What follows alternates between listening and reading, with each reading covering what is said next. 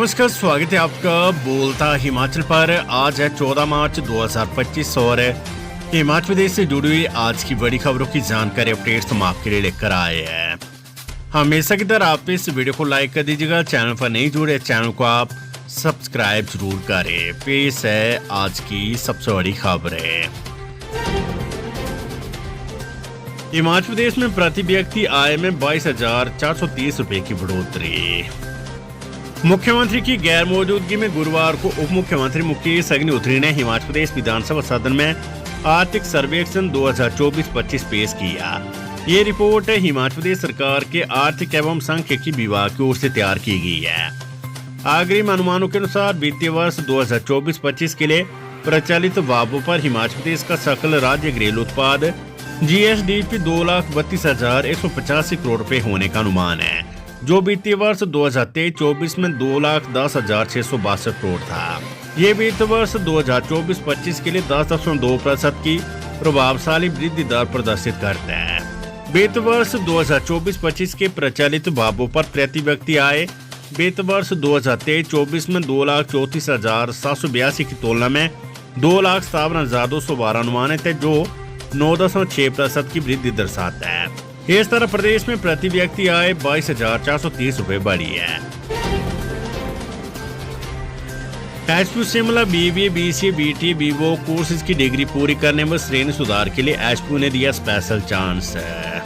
हिमाचल प्रदेश विश्वविद्यालय एचपीयू ने BBA, BCA, BTA, BVO courses की डिग्री पूरी करने में श्रेणी सुधार के लिए स्पेशल चांस दी है।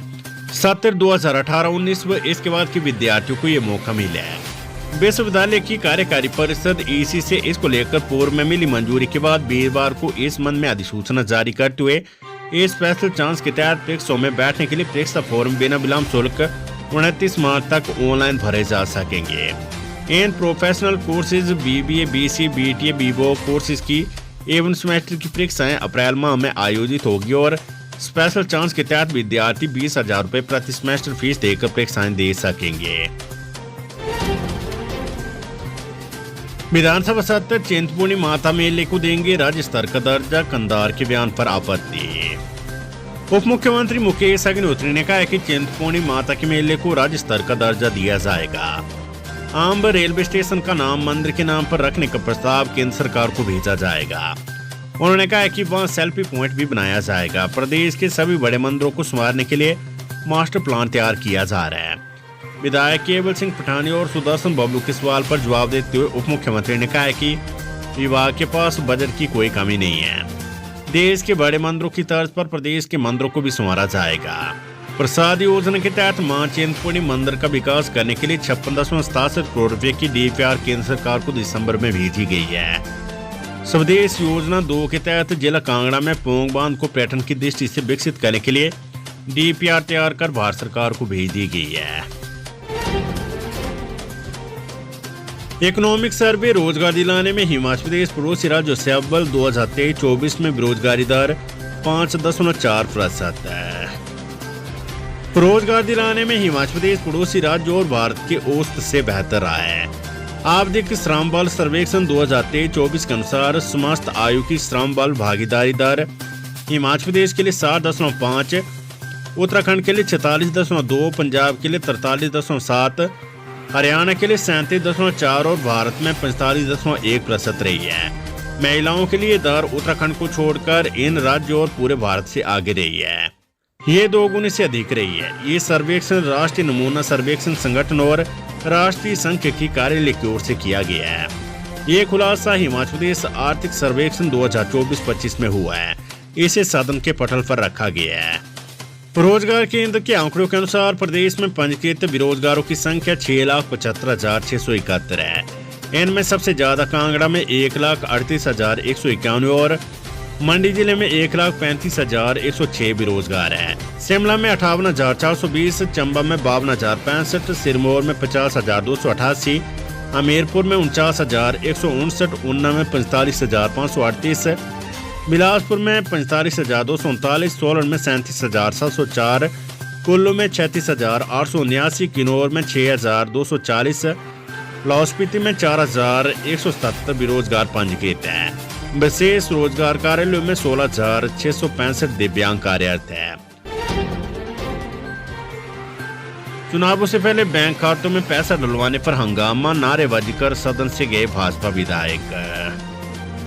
हिमाचल प्रदेश विधानसभा के बजट सत्र में वीरवार को चुनावों से पहले बैंक खातों में पैसा डलवाने को लेकर खूब हंगामा हुआ। भाजपा के विधायक विरोध समारोह पर नारेबाजी करते हुए सदन से बाहर चले गए। प्रश्नकाल समाप्त होने से कुछ समय पहले उप मुख्यमंत्री मुकेश अग्निहोत्री के साथ विपक्ष की नोकझोंक हुई। भाजपा विधायक आशीष शर्मा के सवाल पर सरकार ने सूचना को एकत्रित करने का जवाब दिया। जवाब से असंतुष्ट विपक्ष ने जानकारी को छिपाने का आरोप लगाया। भाजपा विधायकों के सदन से बाहर जाने पर उप मुख्यमंत्री ने कहा कि विपक्ष का व्यवहार सदन की उस परंपराओं के खिलाफ है। ऐसा प्रतीक होता है कि विपक्ष पहले से बाहर जाने का मान बनाकर आया था। प्रश्नकाल के दौरान हमीरपुर से भाजपा विधायक आशीष शर्मा ने विधानसभा उपचुनाव के दौरान कांगड़ा केंद्रीय सहकारी बैंक से महिला मंडलों को पैसे देने से जुड़ा सवाल पूछा। मुख्यमंत्री की गैर मौजूदगी में उप मुख्यमंत्री मुकेश अग्निहोत्री ने कहा कि सूचना एकत्रित की जा रही है। आशीष शर्मा ने कहा कि आदि सूचना उनके पास भी पूरी जानकारी चाहते हैं। सूचना नहीं मिलने पर विपक्ष ने सदन में नारेबाजी शुरू कर दी। इस पर मुकेश ने कहा कि जब विधायक के पास सूचना है तो हमसे क्यों मांग रही है। बैंकों की अपनी गतिविधियां होती है, सरकार ये नहीं देखती है। सूचना मिलती उपलब्ध करवा दी जाएगी। भोजनावकाश के बाद सदन में हेमकेयर योजना पर फिर हंगामा हुआ। मुख्यमंत्री के जवाब से असंतुष्ट विपक्ष ने सदन में नारेबाजी की। इसके बाद विपक्षी सदस्य सदन से बाहर चले गए। मुख्यमंत्री ने कहा कि पूर्व भाजपा सरकार ने हिमाचल की समता लुटाई। हेमकेयर के नाम पर हिमाचल में घोटाला हुआ। निजी अस्पतालों को करोड़ों रुपए बांट दिए। एक डॉक्टर ने हेमकेयर में अपनी रजिस्ट्रेशन करवाई, 6 करोड़ रुपए के बिल बना दिए। मुख्यमंत्री ने कहा कि सबका ऑडिट होगा। मुख्यमंत्री सुखविंदर सिंह सुक्खू ने बजट में दूध के दाम बढ़ाने के संकेत दिए हैं। राज्यपाल के अभिभाषण पर चर्चा के दौरान भाजपा विधायक विक्रम ठाकुर की ओर से कांग्रेस की 100 रुपए किलो दूध की गारंटी पर उठाए गए सवाल का जवाब देते हुए मुख्यमंत्री ने कहा कि 17 तक इंतजार करो।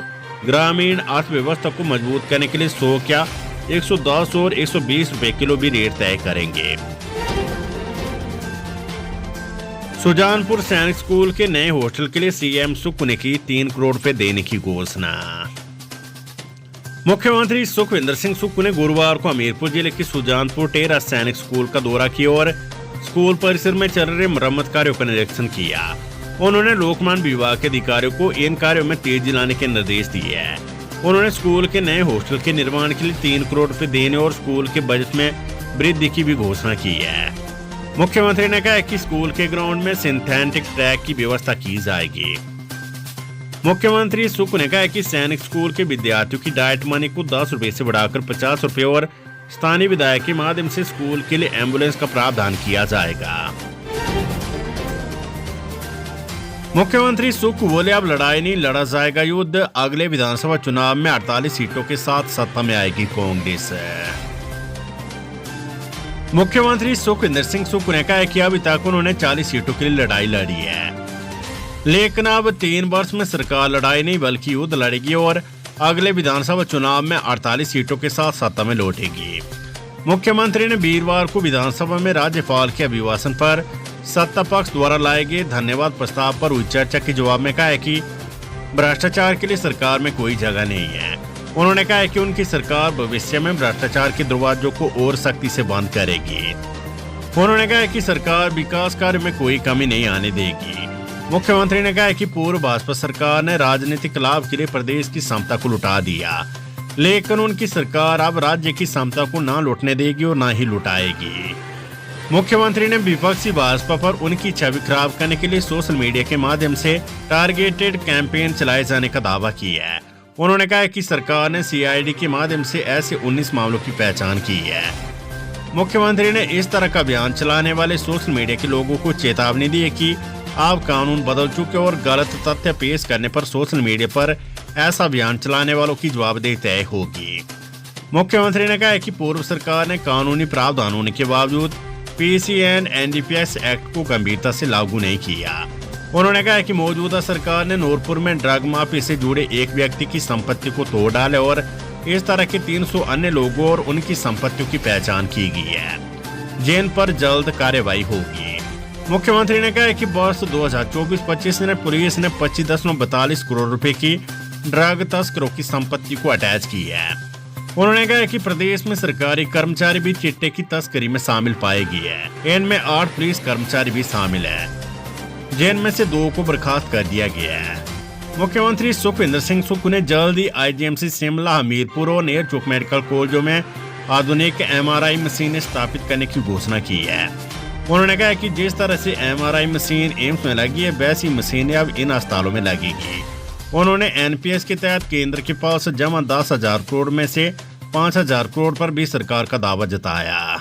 मुख्यमंत्री ने कहा कि वर्ष 2022-23 में प्रदेश की ऋण लेने की सीमा 16,352 करोड़ रुपए थी, जो बीते साल घटकर 12,176 करोड़ रुपए केंद्र सरकार द्वारा कर दी गई। यही नहीं, प्रदेश को वैट लागू होने पर 3,993 करोड़ रुपए मुआवजा मिलता था और फिर GST लागू होने पर प्रदेश को 2022 तक 3,200 करोड़ रुपए मुआवजे के तौर पर मिलता रहा है, जो अब पूरी तरह से बंद हो गया है।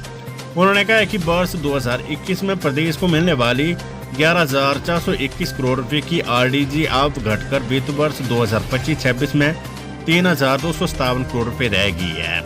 मुख्यमंत्री ने कहा कि RDG कम होने की चुनौती का भी वे युद्ध की तरह सामना करेंगे। हिमाचल में 2 सड़कों को PMGSY में मिली 1 वर्ष की एक्सटेंशन। विक्रमादित्य सिंह। लोक निर्माण मंत्री विक्रमादित्य सिंह ने कहा कि प्रदेश की PMGSY में 2 सड़कों बड़ा भंगाल व डोडरा-क्वार सड़क को 1 वर्ष की एक्सटेंशन दी गई है। इन सड़कों का कार्य पूरा करने के लिए दिसंबर 2025 तक का समय मिला है, लेकिन इन सड़कों का कार्य सितंबर 2025 तक पूरा कर लिया जाएगा। ये बात उन्होंने वीरवार को विधानसभा में प्रश्नकाल के दौरान विधायक मोहनलाल ब्राक्टा के सवाल के जवाब में कही है। उन्होंने बताया कि डोडरा-क्वार के लिए सुरंग का निर्माण किसी भी योजना में प्रस्तावित नहीं है। हालांकि डोडरा-क्वार को सेयू डोगरी से जोड़ने का कार्य प्रगति पर है तथा डोडरा-क्वार से 15 गांवों को सड़क से जोड़ने के लिए सर्वेक्षण का कार्य किया गया है। Weather update. हिमाचल में आज बारिश बर्फबारी के आसार, हिमखंड गिरने की चेतावनी। रंगों के त्योहार होली पर शुक्रवार को प्रदेश में कई जगह बारिश और लाहौल स्पीति, किन्नौर, कांगड़ा, चंबा व कुल्लू के ऊंचाई वाले क्षेत्रों में बर्फबारी होने के आसार हैं। मौसम विभाग ने 15 और 16 मार्च को प्रदेश के कई क्षेत्रों में मौसम खराब बने रहने का येलो अलर्ट जारी किया है। वीरवार को पांगी सहित लाहौल स्पीति की चोटों पर बर्फबारी हुई। ऊंचाई वाले क्षेत्रों में हिमखंड गिरने का खतरा बरकरार है। 17 मार्च से पूरे प्रदेश में मौसम साफ बने रहने का पूर्वानुमान है। इस दौरान धूप खिलने से अधिकतम तापमान में और बढ़ोतरी होगी। राजधानी शिमला सहित प्रदेश के अधिकांश क्षेत्रों में वीरवार को मौसम साफ रहा। मैदानी जिलों सहित मध्य पर्वतीय जिलों में तापमान में बढ़ोतरी दर्ज हुई है। आगामी 24 घंटे के लिए कुल्लू, लाहौल स्पीति, चंबा व किन्नौर जिलों में हिमखंड गिरने की चेतावनी जारी हुई है। वीरवार को रोहतांग के साथ कुंजम दर्रा, बारालाचा व जिंगजिंगबार में बर्फबारी हुई है। कुल्लू और लाहौल स्पीति में अभी भी 134 सड़कें और 17 बिजली ट्रांसफार्मर ठप है। अंतर्राज्यीय गिरोह का भांडाफोड़, चिट्टे के साथ 7 तस्कर गिरफ्तार। हिमाचल पुलिस ने चिट्टा तस्करों पर कड़ी कार्रवाई करते हुए हाटकोटे और कुमारसैन में पंजाब के 3 तस्करों समेत 7 लोगों को गिरफ्तार किया है। हाटकोटी मामले में अब अंतर्राज्यीय चिट्टा तस्कर गिरोह का भांडाफोड़ हुआ है। ये गिरोह पंजाब से चिट्टा लाकर रोडों में आपूर्ति देते थे। इस मामले में अभी और गिरफ्तारियां हो सकती है। इसमें ये पता लगाया जा रहा है कि गिरोह का सरगना कौन है। दोनों ही मामलों में पुलिस ने 382 ग्राम चिट्टा बरामद की है। पुलिस ने NDPS एक्ट की विभिन्न धाराओं के तहत केस दर्ज कर मामले की जांच शुरू कर दी है।